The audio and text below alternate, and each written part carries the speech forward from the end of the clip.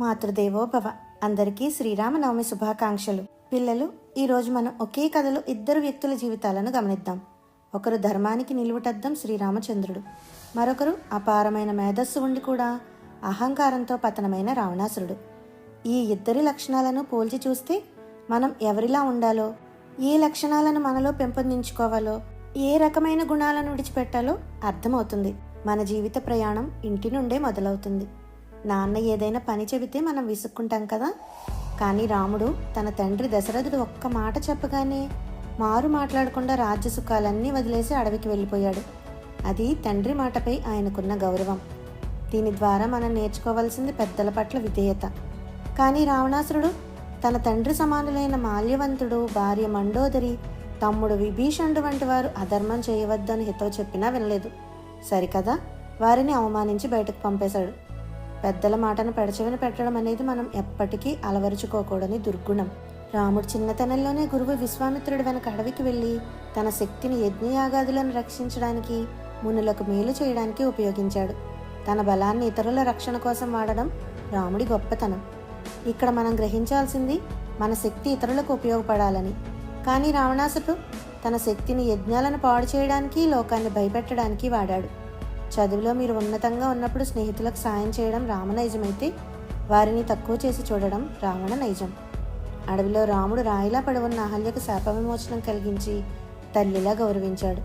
స్త్రీలను గౌరవించడం రాముడి సంస్కారం అయితే, రావణాసురుడు ఎందరో స్త్రీలను అవమానించాడు. దీనివల్ల మనం తెలుసుకోవలసింది, స్త్రీలను, తోటి బాలబాలికలను గౌరవించడం మనం తప్పనిసరిగా పాటించాల్సిన నియమం. రావణుడి పతనానికి ప్రధాన కారణం చెప్పుడు మాటలు వినడం. తన చెల్లెలు శూర్పణకు వచ్చి ఏదో అబద్ధం చెప్పగానే నిజానిజాలు విచారించకుండా రాముడిపై కోపం పెంచుకున్నాడు.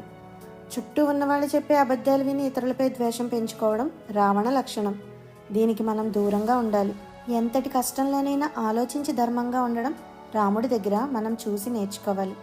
అలాగే మనల్ని ప్రేమించే వారిని మనం ఎలా ఉపయోగించుకుంటున్నాం అనేది కూడా ముఖ్యం. రాముడిని హనుమంతుడు ప్రాణంగా ప్రేమిస్తాడు. ఆ ప్రేమను రాముడు మంచి పనుల కోసమే ఉపయోగించాడు. కానీ రావణాసురుడు తన మేనమామ మారీచుడికి ఇష్టం లేకపోయినా బలవంతంగా మాయలేడి వేషం వేయించి చెడు పనికి ఉపయోగించి అతని చావుకి కారణమయ్యాడు. మనల్ని నమ్మిన వారిని మోసం చేయకుండా వారిని మంచికి తోడుగా ఉంచుకోవడం అనే ఉత్తమ గుణాన్ని మనం అలవరుచుకోవాలి. స్నేహం మరియు ఆత్మీయత విషయంలో రాముడికి సాటి ఎవ్వరూ లేరు. శబరి పెట్టిన ఎంగిలి పండ్లను ప్రేమతో తిన్నాడు. జటాయువు త్యాగాన్ని గుర్తించాడు. ఉడత చేసిన చిన్న సాయాన్ని కూడా మనస్ఫూర్తిగా అభినందించాడు. ముఖ్యంగా తన తమ్ముడు భరతుడు రాజ్యపాలనను ఎంత ధర్మబద్ధంగా చేస్తున్నాడో తెలుసుకున్నప్పుడు రాముడు ఏమాత్రం అసూయ పడకుండా తమ్ముడిని గొప్పగా అభినందించాడు. దీని ద్వారా మనం నేర్చుకోవాల్సింది ఎదుటివారి విజయాన్ని చూసి సంతోషించడం. కానీ రావణాసురుడు అహంకారంతో తన తమ్ముడు కుంభకర్ణుడు వద్దని మొత్తుకుంటున్నా యుద్ధానికి పంపి బలి చేశాడు. తన వారి క్షేమం కంటే తన పంతమే ముఖ్యం అనుకోవడం మనం విడనాడాల్సిన లక్షణం. యుద్ధం చివరలో రావణాసురుడు చనిపోతున్నప్పుడు తన సోదరుడైన లక్ష్మణుడిని రావణాసురుడి దగ్గరికి పంపి జీవిత పాఠాలను నేర్చుకోమన్నాడు. అంటే ఎదుటి వ్యక్తి ఎంత చెడ్డవాడైనా వారిలో ఉన్న జ్ఞానాన్ని గౌరవించడం రాముడి సంస్కారం.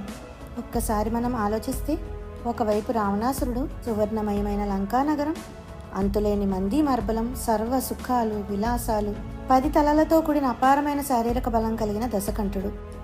ఆయన సకల విద్యా వేద పారంగతుడు, గొప్ప దైవభక్తుడు, విద్యానిధి. కానీ ఇంత వైభవం ఉన్న మంచి ప్రవర్తన లేకపోవడం వల్ల నేడు అపకీర్తిని మూటకట్టుకున్నాడు. మరోవైపు శ్రీరామచంద్రుడు, ఏ రాజ్యమూ లేదు, భోగభాగ్యాలు లేవు, కనీసం ఉండటానికి ఇల్లు కూడా లేకుండా అడవిలో సామాన్య జీవితం గడిపాడు. కానీ ఆయన దగ్గర ఉన్న ఏకైక ఆయుధం మంచి గుణం. ఆ ఒక్క గుణమే ఆయనను అడవిలో ఉన్న దేవుడిగా నిలబెట్టింది.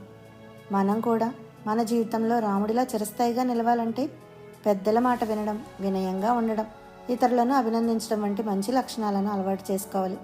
అప్పుడే మీరు కూడా ఒక్కో రాముడిలా వెలుగుతారు. జై శ్రీరామ్.